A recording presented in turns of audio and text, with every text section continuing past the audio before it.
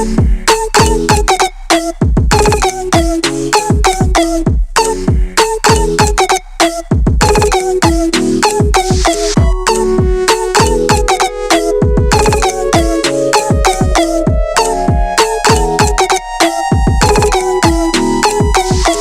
à tous, j'espère que vous allez bien. Bienvenue encore une fois à un nouvel épisode de Purpose Talk.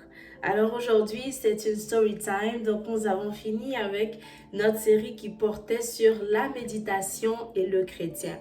Alors aujourd'hui, c'est une story time, donc je vais partager avec vous une histoire donc d'une expérience qui m'est arrivée. Donc en fonction de cette histoire, je vais vous dire les leçons que j'ai pu en tirer et ce qu'il y a à retenir par rapport à cette histoire. Alors, j'étais encore sur le campus et un soir, je pense que je n'avais pas cours l'après-midi et j'ai décidé d'aller faire mes courses, donc d'aller acheter la nourriture. Donc, j'ai fait ma liste et je suis partie. Donc, je suis allée à un supermarché africain. Donc, je pouvais avoir tout ce que je voulais là-bas. C'était pas très loin du campus, donc j'ai marché. Je suis arrivée, j'ai fait mes courses. Et j'avais fini, je retournais sur le campus. Et lorsque j'étais sur le chemin du retour pour le campus, j'ai rencontré deux vieux, donc deux personnes âgées qui étaient en train de parler, qui discutaient et tout. Et ils aiment bien poser des questions. Ils s'intéressent en fait aux personnes étrangères la plupart du temps. Donc ils aiment poser des questions, ils aiment un peu savoir d'où on vient. Et puis voilà, donc ils sont curieux, disons ça comme ça. Donc ils sont beaucoup curieux. Et c'est pas seulement avec les personnes étrangères, donc avec les jeunes généralement. Donc ils aiment arrêter, ils aiment poser des questions, etc. Donc moi je marchais et puis je les ai vus, ils étaient assis au coin de la route et ils m'ont arrêté. Donc j'avais mes bagages en main, deux mains étaient chargées, je marchais et tout. Je priais même pour arriver le plus vite possible sur le campus parce que bon, c'était pas facile. Donc là je me suis arrêtée quand même par politesse et puis voilà. Ils m'ont salué, ah, comment ça va et tout ça. J'espère que tu vas bien, tu viens d'où? Oui, j'ai dit la Côte d'Ivoire. Ah, la Côte d'Ivoire, c'est où? Ils ont commencé à me poser des questions. Et là, je suis en train de répondre et tout. Et à un moment, je me suis dit, bon, écoute, il est déjà l'heure de rentrer. Donc, j'ai pris mes affaires et puis je lui ai dit, ah, ok, il n'y a pas de souci. Donc, en tout cas, merci beaucoup. Et puis, voilà, moi, je dois rentrer sur le campus parce que, voilà, j'ai des cours. J'avais pas des cours, mais ils prolongeaient la discussion et tout. Donc, j'étais obligée de couper tout court. Donc là, j'ai pris mes affaires et je partais. Donc, en allant, il y a l'un des vieux. Il voulait traverser la route. Donc, le deuxième m'a dit, attends, le temps que l'autre traverse la route et tout. Et puis, j'ai d'autres questions à te poser. Il est rentré dans la religion et tout. Donc, il a dit, attends. Donc, l'autre vieux, il était sur une chaise pour personnes handicapées, disons. Et donc, il a traversé la route. Et le deuxième, lui, qui marchait normalement, il commençait à marcher avec moi. Et il a dit, bon, comme tu vas sur le campus, allons ensemble. J'aimerais préciser que ça faisait entre 45 minutes et 1 heure du temps que je t'ai arrêté là. Et puis, j'étais en train d'écouter ces personnes-là, donc les personnes âgées, en train de me poser des questions et tout ça. Donc, quand il a dit, ok, je vais t'accompagner, je vais marcher avec toi, moi, je n'ai pas vu de souci à ça parce que je me suis dit, bon, voilà, c'est une personne âgée. Généralement, ils ont besoin de compagnie. Voilà, donc quand ils ont quelqu'un avec qui discuter, ils vont s'accrocher à la personne. Donc, c'est comme ça que moi, j'ai vu la chose. Donc, quand j'ai pris mes affaires, je me suis dit, bon, du moment que moi, je vais arriver sur le campus, le vieux va me lâcher. Et là, j'ai marché jusqu'à une certaine route où je vais traverser. Le vieux était toujours là. Et il était là, il parlait. J'ai dit, mais attends. Donc, moi aussi, pour ne pas être impoli, je répondais. Et moi, généralement, je suis quelqu'un, j'écoute beaucoup.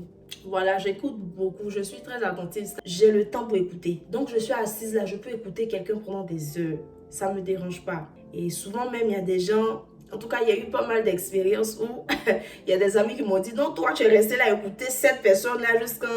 Et généralement, pour les autres, c'est incompréhensible parce qu'ils se disent, souvent même, il y a des gens qui racontent n'importe quoi. Tu sais qu'ils racontent n'importe quoi, mais il faut te lever. Mais il faut couper la conversation. Mais genre, je sais pas, tu fais quoi assise encore là? Genre, toi, tu écoutes ça là.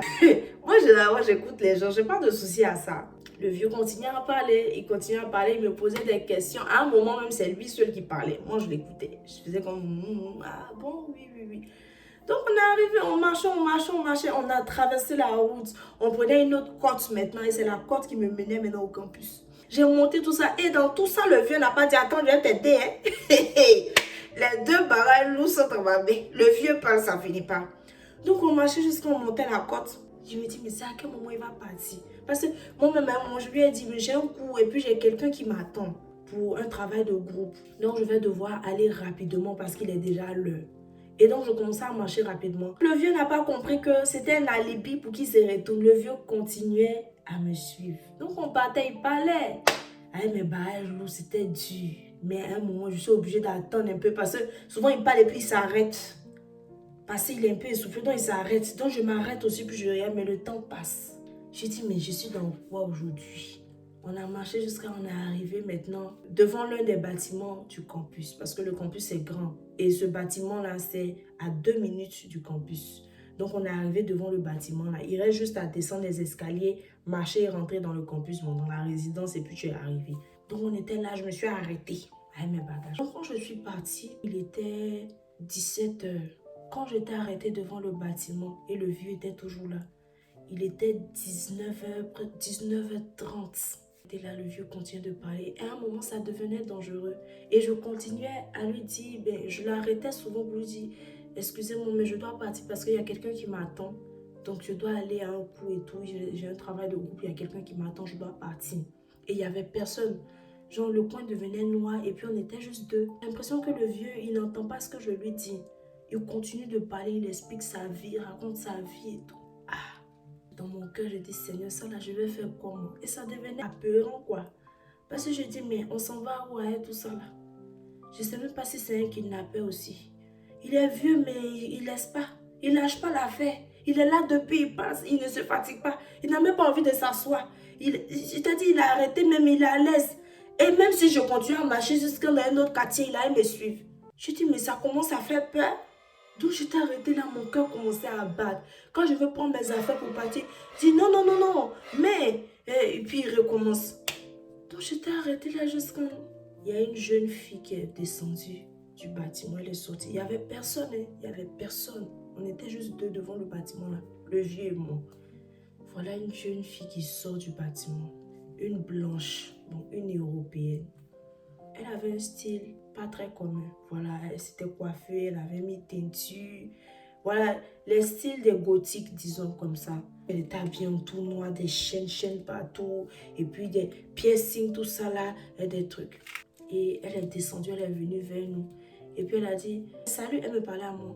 Ah, salut, ça va, mais on t'attend depuis tout à l'heure pour le travail de groupe, ça va?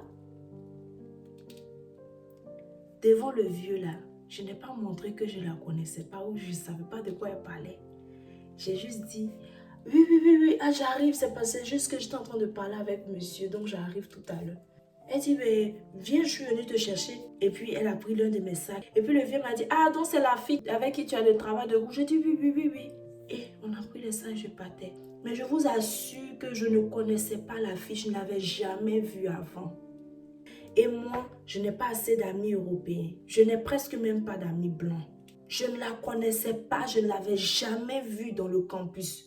Et elle est sortie avec la même excuse que je donnais au vieux depuis. En tout cas, si ce n'est pas Dieu, je ne sais pas c'est qui.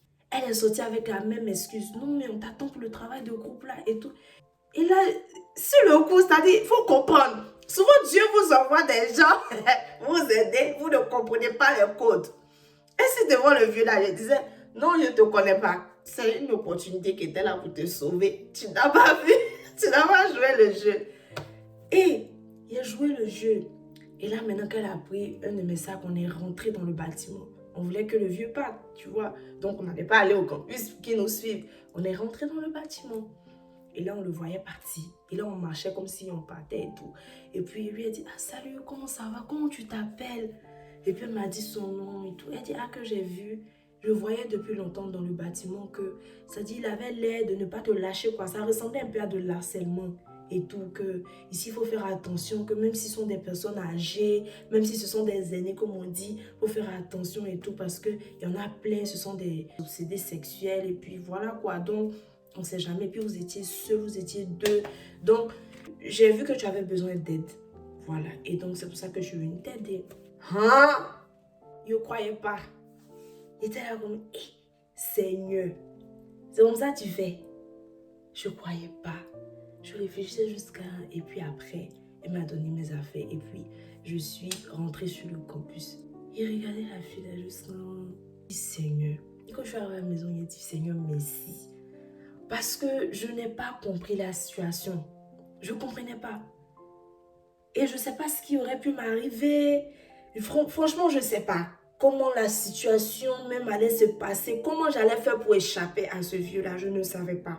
Mais par ta grâce, voilà quelqu'un que tu as suscité pour venir me chercher. Et la fille a donné la même excuse que je donnais au vieux. C'était faux ce que je lui disais. Non, j'ai un travail de groupe. C'était juste pour me débarrasser de lui en fait. Mais il n'entendait pas. Et la fille qui est venue m'aider a donné la même excuse. Je dis merci à Dieu. Mais j'étais toujours choquée qu'elle ait donné la même excuse. Et puis la façon dont elle est venue. Ah, que mais on t'attend depuis pour le travail de groupe. Ça ressemblait à une mise en scène en fait. Genre, c'est comme si, je sais pas, comme si on se connaissait vraiment. La façon dont elle est venue. En tout cas, c'est une bonne actrice aussi, cette fille. C'est une bonne actrice aussi, cette fille-là. Vraiment. Jusqu'à présent, j'ai réfléchi à cette histoire souvent. Et puis j'ai dit, mais Seigneur, je ne comprends pas. Ce que j'ai retenu, c'est de ne pas sous-estimer les gens. Moi, je sous-estimais ces vieux-là. Je me suis dit, même si des gens veulent me faire du mal, ça ne peut pas être des personnes âgées. Ils sont inoffensifs.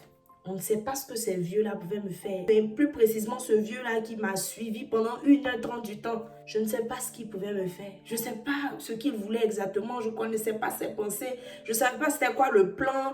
Franchement, je ne savais pas. Et j'ai juste fait confiance comme ça. Ça dit que moi, pour moi, le cœur de tout le monde est blanc. Si c'était une autre personne, la personne aurait pu être méchante, être sèche et puis, genre, bon, repousser le vieux, quoi. Mais je me suis dit, non, faut être gentil avec les gens, faut être ouvert, en fait. Donc, je me suis dit, bon, c'est juste des questions, la personne a besoin de compagnie, c'est un vieux. Donc, bon, je n'ai pas trouvé de mal à ça. Mais après, je ne le connaissais pas.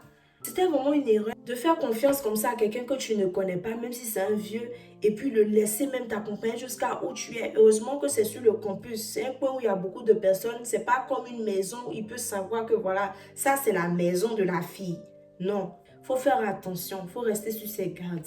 La deuxième des choses, c'est que la protection de l'Éternel est réelle. Dieu protège vraiment ses enfants. Dieu protège vraiment ses enfants. Lorsque vous sortez de votre maison là, ne négligez pas la prière que vous faites pour sortir parce que chaque fois que je sors de chez moi, je prie. Seigneur, protège-moi, guide mes pas, sois avec moi. Voilà, parce qu'on ne sait pas ce qui peut se passer. Et si l'Éternel n'était pas avec moi ce jour-là, s'il n'était pas passé par cette fille-là, s'il n'avait pas pris le contrôle de la situation, je ne sais pas ce qui allait arriver. Donc, ne négligeons pas aussi les prières que nous faisons avant de sortir le matin. C'est très important. La protection de l'Éternel est réelle. C'est vrai, Dieu protège ses enfants. Dieu garde ses enfants. Donc moi, j'ai vu vraiment la protection de l'Éternel. Je ne sais pas jusque quelle heure ça allait partir. Dieu voyait que je m'inquiétais. Et puis, je n'avais aucun moyen. Je ne savais pas quoi faire. En plus, j'ai des bagages. Pas pour dire, tu vas courir. Tu vas courir comment? J'étais à court de moyens, en fait. Je ne savais pas quoi faire. J'essayais de parler gentiment au monsieur. Lui dit que, écoutez, je dois partir et tout. Mais il n'avait pas l'air d'entendre ce que je disais. Peut-être il entendait, il comprenait, mais il avait un plan ou bien, je ne sais pas. Il faut savoir discerner la main de Dieu, l'aide de Dieu, l'intervention de Dieu.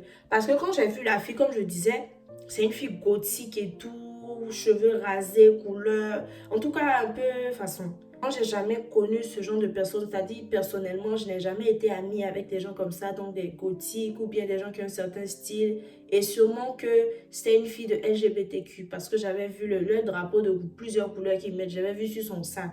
Donc, c'était une fille qui appartenait à ce groupe de personnes-là, ce groupe qui ont cette pensée-là. Donc, moi, jamais je me voyais en train de, tu vois, avoir quelque chose à faire avec ces personnes-là. Si j'étais une personne qui jugeait, peut-être que je n'allais pas voir cette fille-là comme l'aide que le Seigneur m'apportait dans cette situation-là. Si je n'avais pas l'Esprit de Dieu en moi, je n'allais pas discerner que c'est la main de Dieu, c'est Dieu qui est en train de me protéger, de m'aider dans la situation dans laquelle je me trouve.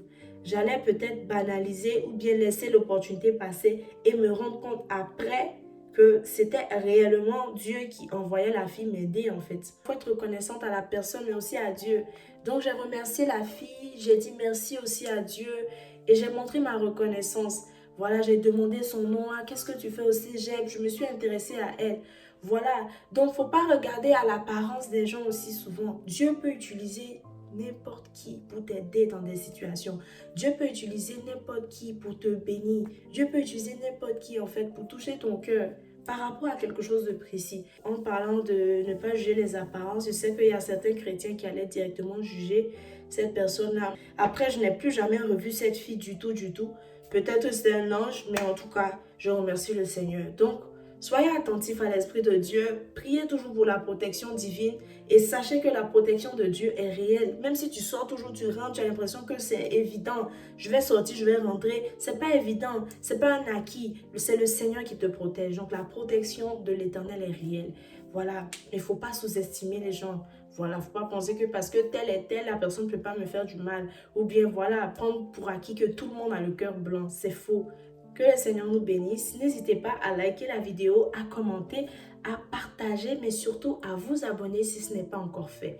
Alors, mon nom est Anora, créatrice des plateformes de Purpose Talk et Brave Daughters. Et sur ce, je vous dis à la semaine prochaine pour un autre épisode de Purpose Talk. Que Dieu nous bénisse.